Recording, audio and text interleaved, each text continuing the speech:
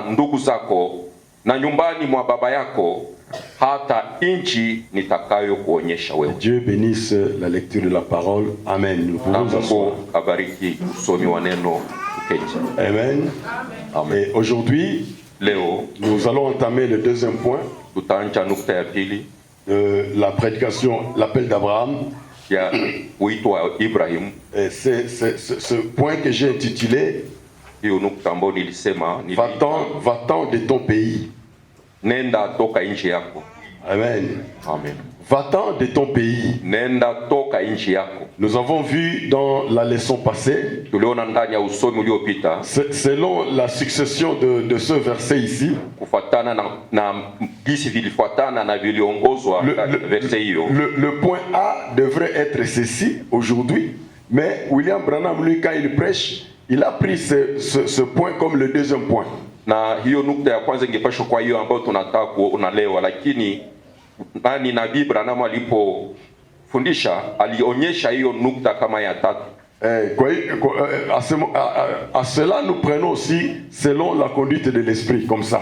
Na sisi tunakamata kama vile uongozi wa Roho Mtakatifu. Ainsi aujourd'hui nous allons voir va-t'en de ton pays. Na leo tutaona toka ndani ya nchi yako. Amen. Amen. Vous pouvez dire mais va-t'en de ton pays, mais moi j'ai vécu dans la parole de Dieu. Na unaweza sema ni toka ndani ya nchi yako na mimi nimeishi ndani ya neno la Mungu. Je vais aller où? Na nitenda wapi tena? Mais tu as un pays. Wewe unakuwa na nchi. Tu as un territoire. Unakuwa na pahali pa kuishi. Quand Dieu t'appelle, na Mungu anapokuita, il t'appelle à quitter ton territoire. Anakuita kutoka pahali ambako unaishi. À quitter ton pays. Kutoka nchi yako. Ce n'est pas un pays naturel. Haiko nchi ya kimaumbili. Ce n'est pas le territoire naturel. Haiko maumbili pahali pa kuishi pa kimwili. Quand Dieu dit quitte ton pays, na Mungu anaposema toka nchi yako, c'est tout simplement ni kusema tu dois quitter ta zone de confort. Unapasha toka ndani ya mahali pako ambako unafurahia. Tu dois quitter ta routine de vie. Unapasha toka katika tabia zako za maisha. Tu vas quitter ce qui te plaît. Utatoka yale ambayo yanakufurahisha ndani ya dunia. Quand Dieu a dit à Abraham de quitter son pays, wakati Mungu alimwambia Ibrahimu atoke, ce n'est pas à dire que le pays où vivait Abraham c'était un mauvais pays. Sio kusema pale ambako Abrahamu aliishi ilikuwa nchi mbaya. C'était un pays bien. Abraham était bien, il était à l'aise là où il était. Ilikuwa pale ambako Abrahamu alifurahia kuishi. Il vivait bien. Aliishi kule mzuri. Parce que quand nous disons quitte ton pays, beaucoup de gens prennent seulement la partie du péché. Na tunaposema toka nchini mwako, wengi wanakamata tu sehemu ya dhambi. Quitter le péché, c'est une partie de ce verset-là, de cette vérité ici. Wacha zambi ni sehemu ya hiyo nukta ya hiyo. C'est une partie. Shairi. Tu dois quitter le péché. Tu dois te séparer avec le péché. C'est une partie. Unapaswa wacha zambi ni sehemu tu ya hiyo nukta hiyo. Amen. Amen. C'est une partie. Ni sehemu moja. Et ici, Dieu te demande de quitter ta zone de confort. Quand Dieu t'appelle pour que ton destin puisse s'accomplir, tu dois quitter quelque chose.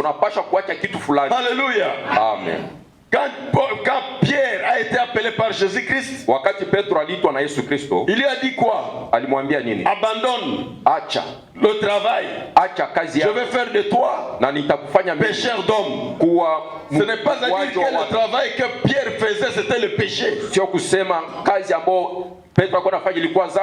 Est-ce que vous me comprenez? Ce n'est pas à dire que ce que Pierre faisait était un mal. Non, non.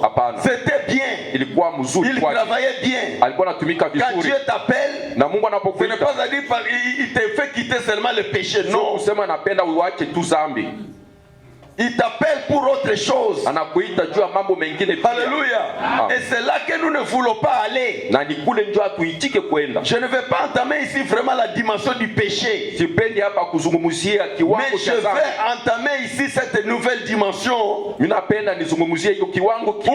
Dieu t'appelle, beaucoup de gens refusent. Quand Dieu t'appelle pour que ta destinée puisse aller quelque part. Et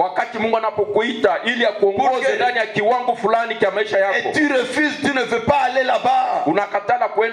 Et c'est ce qui nous cause des problèmes aujourd'hui. Quitte ton pays.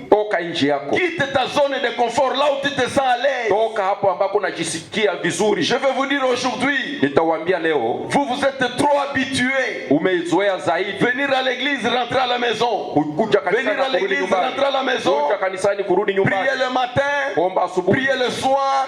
C'est devenu une routine. Imekuwa tabia tu, zoezi. Tu jeûnes, tu veilles, unafunga chakula, et c'est devenu une routine. Inakuwa tabia. Mais aujourd'hui Dieu te dit, na Mungu anakuambia leo, quitte cette zone là. Na toka je vais te montrer autre chose. Nitakuonyesha tena kitu kingine. Est-ce que tu es prêt? Je, wewe ni tayari à aller vers ces choses là? Kuendea hiyo kitu kenye Mungu anapenda kuonyesha. Est-ce que tu es prêt? Je, uko tayari aller vers ces choses là? Kuendea hiyo kitu ambacho Mungu anapenda kuonyesha. Quitter ta zone de confort. Unapasha toka pahali ambapo unafurahia. Tu es parmi les sœurs. Wewe ni katikati ya ndugu, katikati ya dada. Comme ça. Inakuwa tabia tu. Tu vis comme ça. Imekuwa kawaida. Tu restes comme ça. Unaishi tu vile. Mais aujourd'hui, na sasa leo Dieu te dit, na Mungu anakuambia, va vers l'inconnu. Uende kwenye huko kitu ambacho hauone. Va vers l'inconnu. Uende kwenye ujue. Kile kitu ambacho haujui. Amen. Et Dieu va te conduire là-bas. Na Mungu anapenda kuongoze huko. Dieu veut te conduire. Mungu anapenda kuongoza. Comme un aveugle. Kama vile kipofu. C'est ce qu'il dit dans Ésaïe 42. Lisons un peu Ésaïe 42. Ni hapa nasema ndani ya Isaya 42. Ésaïe 42. Isaya 42.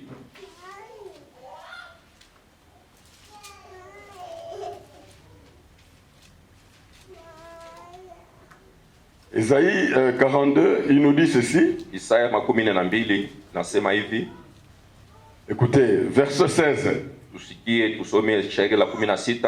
Je ferai marcher les aveugles sur un chemin qu'ils ne connaissaient pas.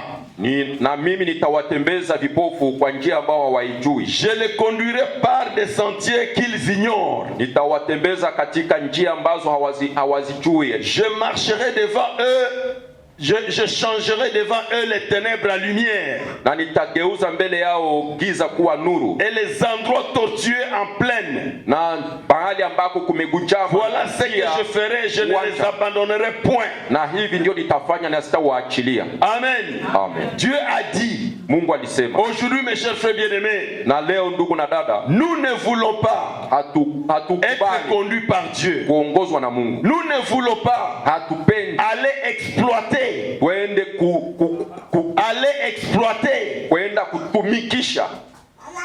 Aller voir kwenda ona ce qui est caché de l'autre côté. Là où Dieu veut que nous puissions aller. Kule ambako Mungu anapenda twende. Parce que le destin à cet point devrait s'accomplir après la séparation d'Abraham. Kwa kuwa hiyo siku za usoni za Ibrahimu ingepaswa kutimilika kisha yeye kutoka kwa tant qu'il pouvait rester là-bas. Wakati Ibrahimu angebaki huko, les 7 paroles que Dieu a prononcées sur Abraham ne pouvaient pas s'accomplir. Hiyo baraka 7 ambazo Mungu alisema juu ya Ibrahimu hazingetimilika. Non, il fallait qu'Abraham quitte sa patrie. Ingelifaa Abrahamu akubali kutoka. Il fallait qu'Abraham quitte ce qu'il connaissait. Ingelifaa akubali kuacha vile ambavyo alijua. Il fallait qu'Abraham quitte ses amis. Ilifaa Abrahamu waache marafiki zake.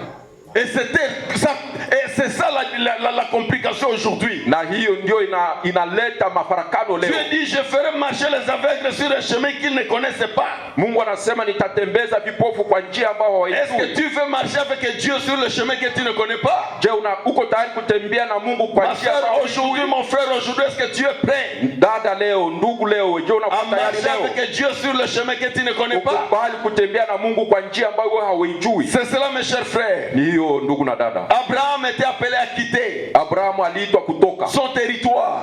Nani pali pake pa kuishi? C'était quoi? Ilikuwa nini? Quand tu quittes le pays, wakati unatoka nje, tu vas vers l'inconnu. Unaenda kwenye kitu ambacho haukijui. C'est pour élargir tes horizons. Ni ili uinue tena pali pako pa kuishi.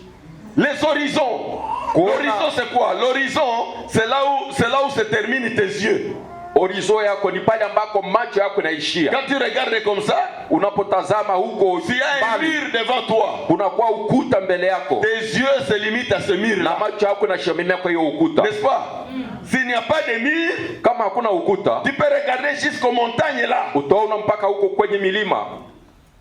Ça c'est l'horizon pour toi. Hiyo ni ile wanaita horizon kwa ajili yako. N'est-ce pas? Ni hiyo. Maintenant, sasa quand tu te déplaces, wakati unatoka unaendelea tu élargis aussi tes horizons. Unaongeza tena kuona kwako kwa mbali. Je ne sais pas si nous sommes ensemble, nous nous comprenons. Kama tuko pamoja na tunasikilizana. Aller vers les autres horizons spirituels. Uende kwenye kuona maoni mengine ya kiroho. Aller exploiter. Uende uvumbue d'autres choses. Dieu veut t'amener à exploiter d'autres choses. Mungu anapenda akupeleke pale ambako utavumbua vitu vingine. Mais cela va se faire après la séparation. Lakini hiyo tafanyika kama unakubali kuachana. Si tu ne veux pas aller avec Dieu vers ces horizons là, kama hukubali kwenda na Mungu huko ambako anatafuta tu ne verras rien. Hautaona kitu.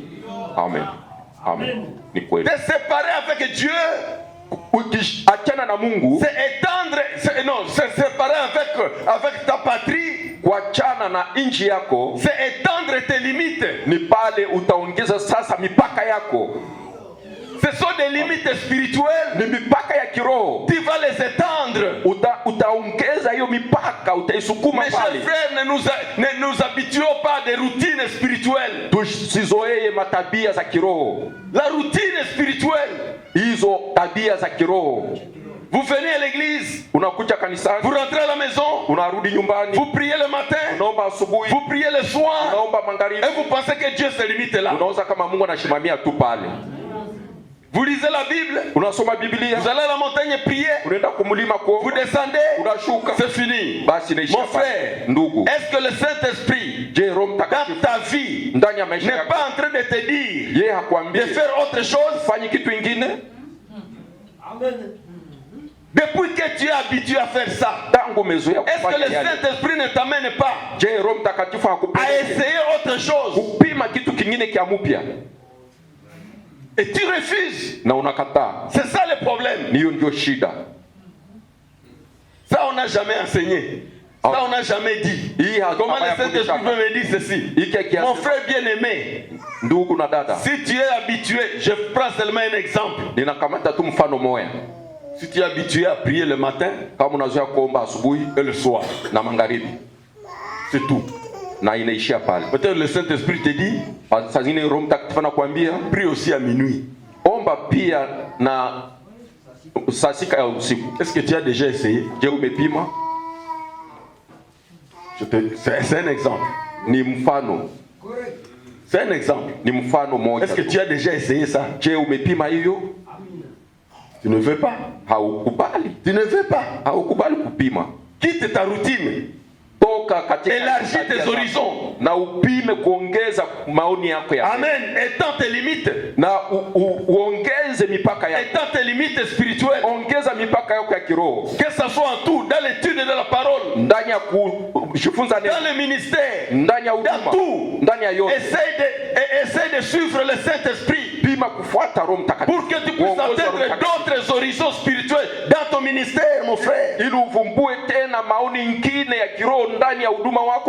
Passer dans d'autres dimensions spirituelles.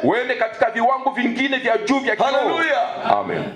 Tu as toujours peur de prier pour le malade. Mais commence à prier pour le malade. Quitte ton territoire. Quitte ta zone de confort. Chaque fois le Saint-Esprit te dit je dois prier pour le malade, mais tu ne le fais pas. Pourquoi tu ne veux pas le faire? Prie pour le malade et tu verras ce que Dieu va faire. Passe dans notre dimension, mon frère et ma soeur. Alléluia.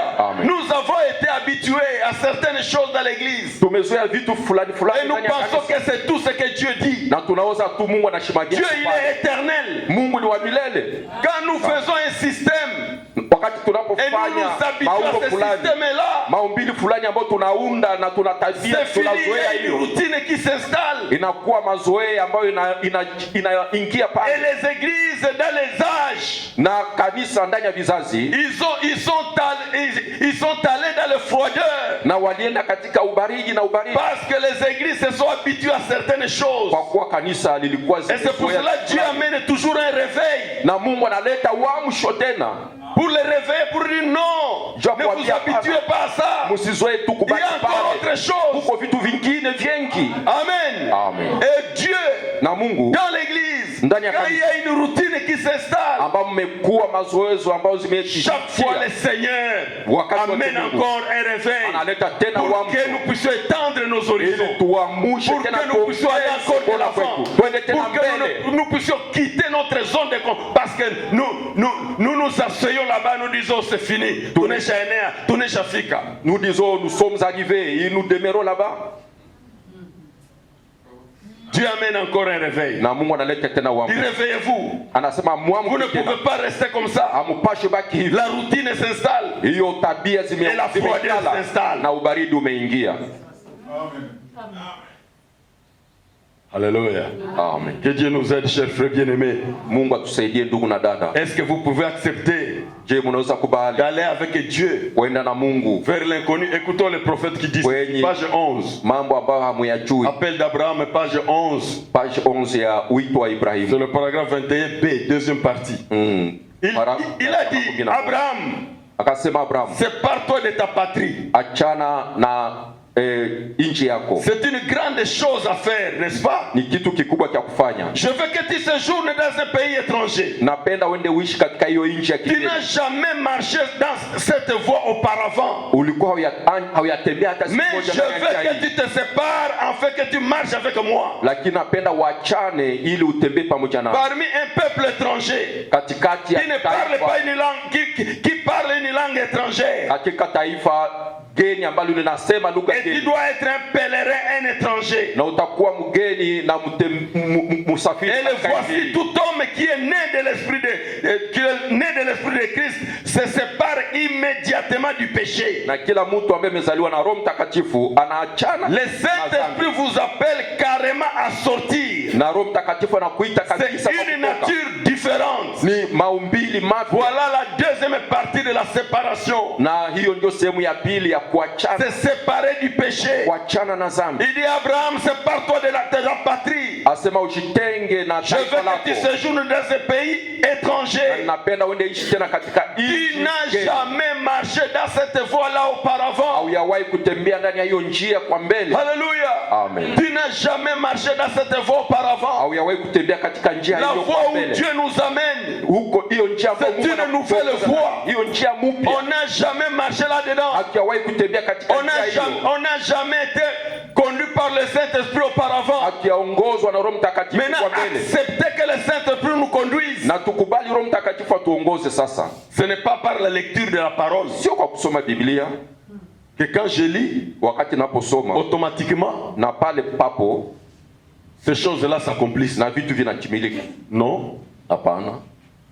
Ici, nous lisons ceci. Hapa tunasoma hivi. Abraham, ce n'était pas une prédication. Haikuwa mahubiri. Dieu lui parlait directement. Mungu alizungumza naye. Aujourd'hui Dieu nous parle. Na leo Mungu anatuzungumzia par la prédication. Kupitia mahubiri. Mais Abraham, lakini Ibrahim, Dieu lui parlait. Mungu alizungumza naye. Sikio kwa va-t'en. Va-t'en. Enda toka. Aujourd'hui, leo nous lisons, tunasoma, et nous faisons semblant, na tunafanya tu comme si nous connaissions ces choses avant. Kama tunajua hiyo vitu tulivijua mbele. Et c'est ça le problème avec nous. Hiyo ndio shida pamoja nasi. Quand tu lis, unaposoma, c'est comme si tu connaissais ces choses. Unajifanya kama ulijua. Sois humble mon frère. Sois humble ma soeur. Ces choses on ne les connaissait pas. Hiyo vitu hukuvijua. Sois humble dans ta vie. Sois humble dans ton attitude. Ces choses, on ne les connaissait pas. Ce sont les choses que Dieu nous enseigne. Et par humilité, acceptons de marcher. Mais aujourd'hui, nous avons notre attitude, notre comportement. Non, je dis notre comportement, notre attitude est en train de nous trahir. Hali yetu ya maisha inatuletea kutokueleweka. Ça nous trahit, inatusaliti. Inatuchongea, inatusaliti. Notre attitude nous trahit. Hali yetu inatusaliti. C'est pour cela que nous ne pouvons pas avancer avec Dieu. Na hivi hatuwezi kuendelea na Mungu. Notre capacité d'humilité est trop petite. Uwezo wetu wa unyenyekevu ni kidogo sana. C'est pour cela que Dieu ne nous utilise pas suffisamment. Na ni kwa ajili ya hiyo Mungu hatutumikishe kwa nguvu. Nous sommes orgueilleux dans notre attitude, dans notre comportement. Sisi ni wenye kiburi ndani ya hali zetu za kuishi.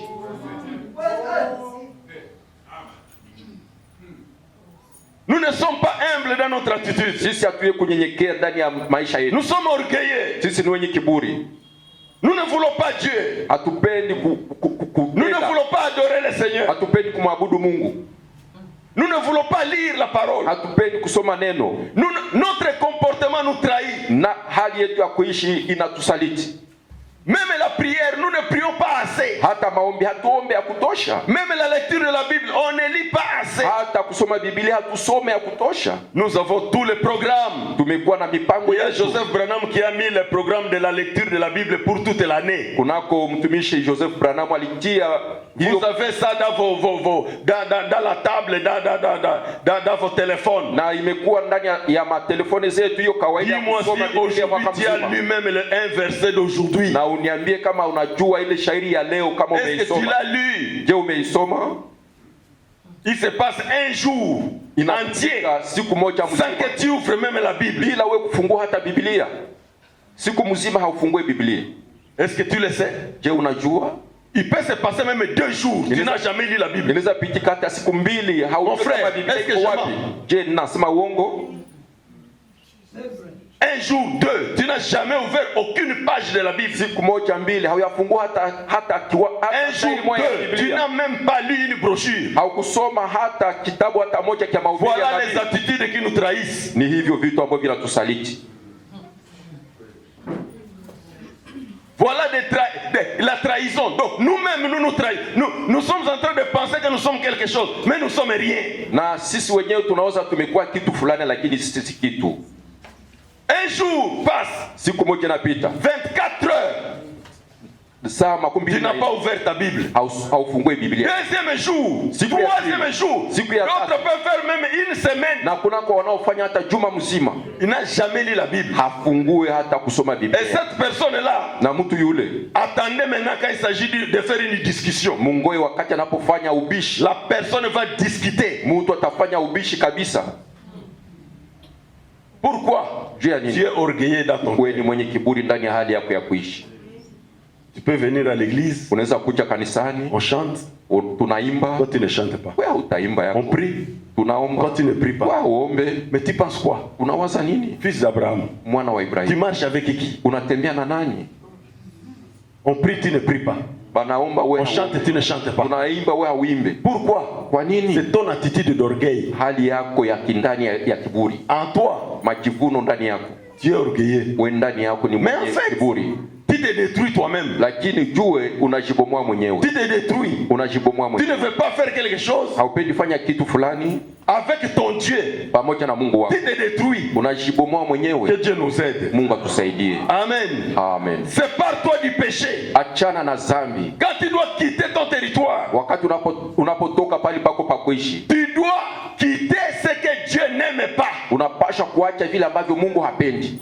Quitter le territoire. Utoka pali pako pa kuishi kwa kawaida. Quitter ce que Dieu n'aime pas. Utoke vile ambavyo Mungu hapendi. Alléluia. Amen. On ne quitte pas n'importe quoi. Hautaachana na haizuru nini? Il faut quitter ce que Dieu n'aime pas. Yafaa uachane na vile ambavyo Mungu hapendi.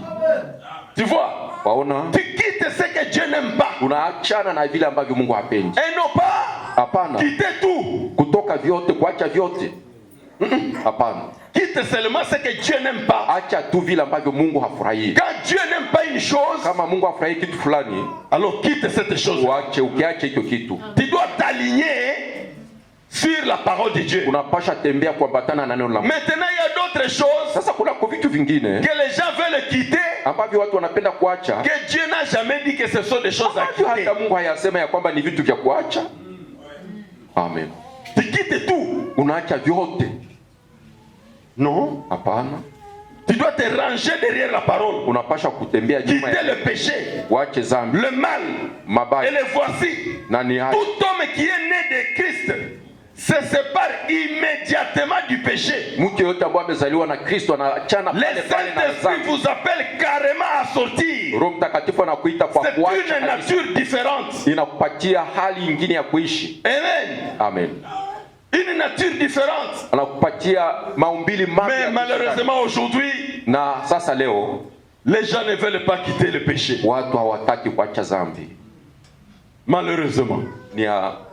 Nous nous sommes séparés, nous avons seulement quitté, nous avons changé d'église. Mais on ne s'est pas séparé du péché. Nous avons changé des églises. Mais aujourd'hui le péché est plein partout, nous sommes pleins. Le dossier du péché est là. Mon frère, ma soeur, tu peux quitter, tu peux changer d'église autant que tu veux. Mais si dans ton cœur le changement n'est pas encore opéré, il y a encore un problème très sérieux. Amen. Le péché, c'est la transgression de la loi de Dieu. C'est ça ce que nous devons quitter. Et non pas quitter des choses inutiles. Changer des choses qui ne sont pas des choses qui ne sont pas importantes. Et les gens prennent ça comme étant vraiment c'est ça même ce qui est important. C'est ce que moi j'appelle l'inversion des valeurs. L'inversion des valeurs, donc les valeurs changent. Donc ce qui est important devient moins important, ce qui est moins important devient important. C'est ça l'inversion des valeurs. Et quand vous vivez comme ça, avec des valeurs inversées, vous pensez que vous êtes en train de faire ce qui est correct? Non, non, vous êtes en train de taper à côté. Aujourd'hui, mes chers frères, si je peux dire, qu'est-ce qui est important aujourd'hui? William Branham est venu là parler de beaucoup de choses. Et à la fin, il nous a dit quoi? Mettez tout de côté jusqu'à ce que vous puissiez atteindre l'amour divin. Sans cela, vous ne verrez pas le royaume. Vous n'entrerez pas. Il a dit à la fin, écoutez la chose importante.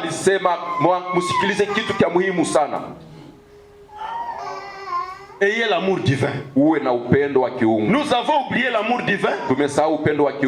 Nous sommes restés dans les habits. Il faut avoir des jupes longues. Et la chemise, il faut fermer jusqu'au dernier bouton. C'est ça ce qui va vous faire entrer. Restez avec ça, mon frère. Si tu vas voir Dieu avec tes habits. Ma soeur, ton cœur est mauvais. Il reste dans les habits. S'il faut les habits, nos mamans du Congo vont entrer au ciel. Parce que nos mamans portent vraiment des habits bien. Elles vont entrer au ciel automatiquement. Ça c'est l'habillement des Congolais. Les Congolaises s'habillent bien. Les mamans congolaises s'habillent bien. Automatiquement batenda mbinguni. Parce que la maman congolaise porte 2 pagnes. Avec le foulard bien. Elle va au ciel. Si c'est ça vraiment pour aller au ciel, nos mamans congolaises vont entrer au ciel. T'es sous là-bas avec les jupons là. Na majipo kabisa ndani ya jipo de longues jupes là, de longs jupons voilà bien wanataka au jupon kikwembe nini et on appelle ça mbinguni on met les jupons à l'intérieur parce que vous avez oublié l'essentiel. Elle s'habille très bien mais et votre cœur, ce sont des sorcières dans les pailles. Avec de mauvais cœurs dans les pailles. Avec tout ça dans les pailles. Vous oubliez l'essentiel. Peuple de Dieu. Peuple de Dieu. Sépare-toi du péché. Sépare-toi du mal. Regarde ton cœur à tout moment. Vérifie ton attitude à tout moment. Regarde-toi. Sépare-toi. Tout le Saint-Esprit vous appelle caractère différente. Une nature différente. Bien-aimé, la nature différente. C'est quelle nature que tu as? Une nature différente. Que Dieu nous aide. Amen. Que Dieu nous aide. Après cette séparation, William Branham dit, Dieu va te bénir. Dieu va te bénir. Mungu sasa atakubariki. Quand tu vas quitter les mauvaises choses. Utakapo achana na mambo mabaya. Pour terminer ce matin, na kwa kumaliza asubuhi ya leo, je vais vous lire quelque chose pour lui-même, pour William Branham. Nitawasomea kitu ambacho nabii anasema. Je me souviens, lorsque je venais d'être sauvé, ma mère a dit, Billy, tu as absolument perdu le peu de bon sens que tu avais. Mama kasema, Billy, umesahau yuma tabia nzuri ambazo ulikuwa nazo. Eh bien, c'était le cas. Na kweli ilikuwa hivi. C'est vrai. Pour ce qui était du monde. Mais j'ai trouvé quelque chose de meilleur. Une nouvelle vie. Eh bien, cela m'a amené, même mon père, à me dire que je ne pouvais plus rester à la maison aussi longtemps que je me comporterai comme cela.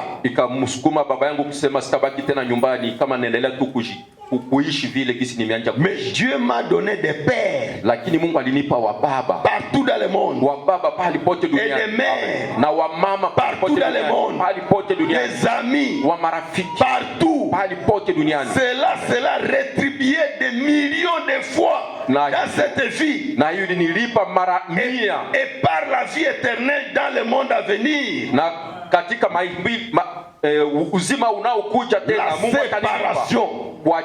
séparation va avoir une rétribution. Quand tu te sépares du mal, quand tu obéis à ce que Dieu t'a dit de faire, il y a une grande rétribution à cela, mes chers frères. William Branham dit Dieu lui a donné des pères, Dieu lui a donné des mères, Dieu lui a donné des amis partout dans le monde. Quand tu te sépares du péché, quand tu te sépares des mauvais amis, Dieu va te donner des vrais amis. Dieu va te donner des vrais amis. Il y a des amis dans le monde qui ne sont que des profiteurs, des gens qui ne vous aiment que quand tu as l'argent. Les amitiés que les gens ont ici, ce sont les amitiés qu'on achète avec l'argent. Tu es ami au colonel tel, au général tel, c'est parce que tu lui donnes de l'argent. Tu es ami à tel grand de ce monde, c'est parce que tu lui donnes l'argent. C'est l'amitié qu'on achète avec, ce n'est pas la vraie amitié. Et tous ces amis sont prêts à te trahir, à te laisser tomber. Mais l'amitié en Christ, c'est la vraie amitié de la parole. La véritable amitié, c'est en Jésus-Christ. La véritable fraternité, c'est en Jésus-Christ. Alléluia. Amen. Dieu va te donner de vrais pères, des vrais frères, des vrais sœurs en Christ Jésus. Alléluia. Amen. C'est pour cela, mon frère bien-aimé, ma soeur, ce n'est pas correct que dans l'église du Dieu vivant, vous trouvez des traîtres, vous trouvez des frères traîtres, des sœurs traîtres. Ça fait mal au cœur, parce que nous sommes supposés être la crème. Nous sommes supposés être le véritable. Nous sommes supposés être Amen. L'original.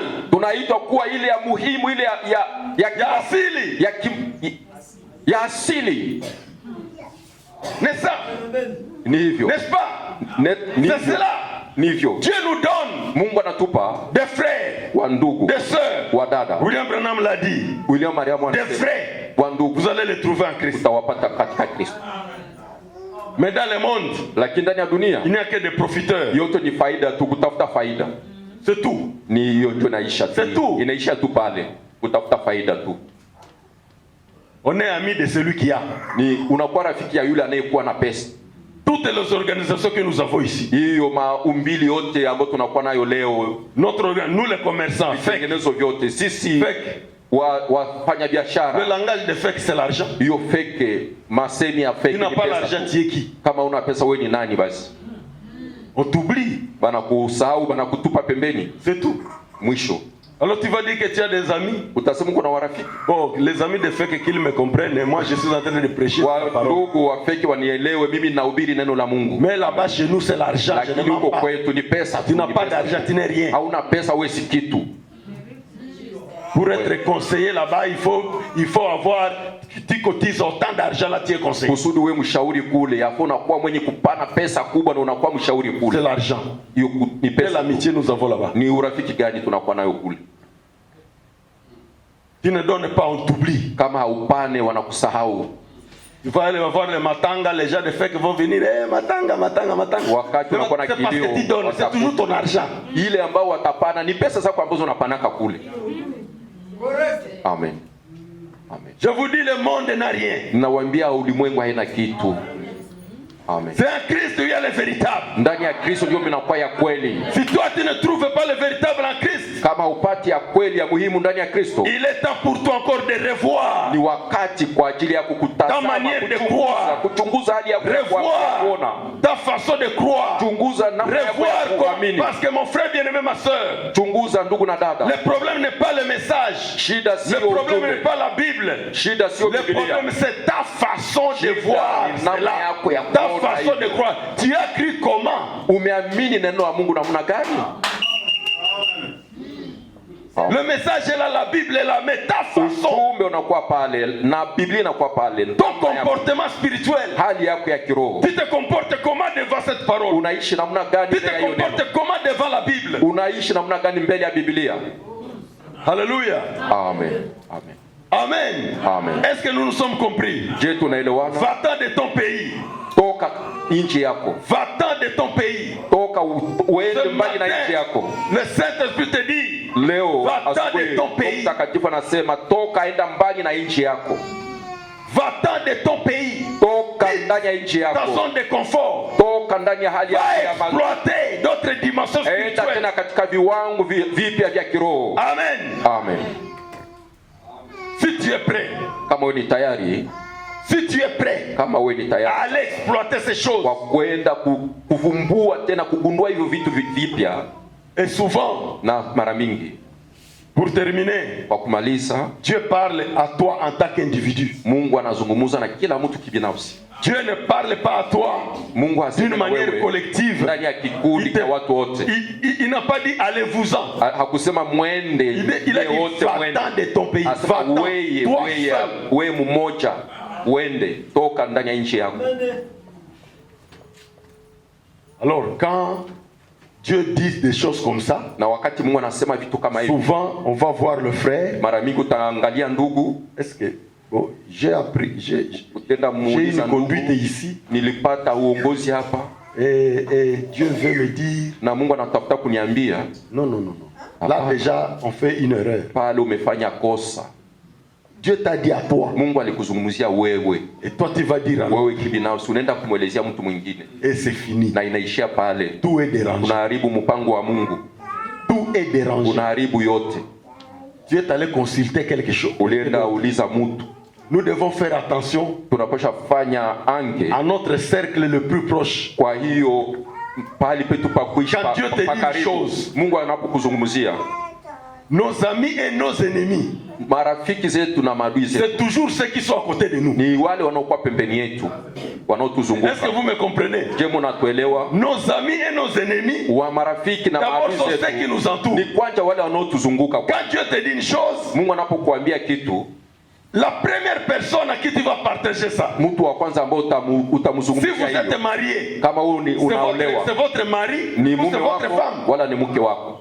Après, na kisha ça sera votre famille, itakuwa chama lako, vos enfants, watoto wako. Vous allez partager avec les enfants. Mtazungumza na watoto. Après ça sera les amis. Itakuwa marafiki wa karibu. Maintenant le danger c'est quoi? Lakini hatari ni nini? Si ces gens-là ne sont pas dans la même dimension spirituelle que toi, kama wale watu hawako ndani ya kiwango ya kiroho na wewe, souvent ils ne vont pas comprendre. Mara nyingi hawatakuelewa. Ils vont pas comprendre ça. Hawatakuelewa, hawataelewa hiyo.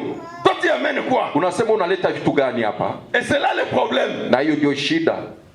Ta femme va commencer à dire, ou ton mari va commencer à dire, après tes enfants vont dire, papa, il dit tout le temps, maman, c'est pour cela frère, ici je vous parle, je pense que vous êtes spirituellement élevé. Amen. Et c'est ça le premier danger. Alléluia. Amen. Et c'est ce que même Abraham avait fait. Quand Abraham lui a dit va-t'en, wakati Mungu anasema toka wewe Abrahamu, et Abraham il a pris d'autres personnes. Na watu wengine wa Lutu na wengine. Ils lui ont causé des problèmes. Na waenda mletea shida magumu devant huku mbele. Alléluia. Amen. Amen. Amen. Que Dieu nous bénisse. Na Mungu atubariki. Que Dieu vous bénisse. Mungu atubariki. Amen. Amen. Amen. Amen. Va-t'en de ton pays. Toka nchi yako. Exploite d'autres dimensions spirituelles. Uende uvumbue vingine viwango vya kiroho. Quitte la routine spirituelle. Toka hizo tabia ambazo umekuwa nazo. Va vers autre chose. Endea vitu vingine vya mpya. Dieu ne se limite pas à ce que nous sommes ici chaque jour. Mungu le ciel est rempli encore d'autres choses. Mbingu na jate na baraka nyingi. Fais ce que Dieu t'a dit de faire. Fanya kile ambacho Mungu amesema ufanye. Amen. Amen. Si tu es frère, si tu es sœur, si pour moi, si tu es comment, fais ce que Dieu t'a dit de faire. Amen. Amen. Mon frère bien-aimé, ma sœur, le ciel est rempli de grandes bénédictions. Le ciel est rempli de beaucoup de choses. Alléluia. Amen. Amen. Amen. Nous allons nous mettre debout et nous allons prier le Seigneur. Amen. Amen. Jésus revient. Alléluia. Jésus revient. Alléluia.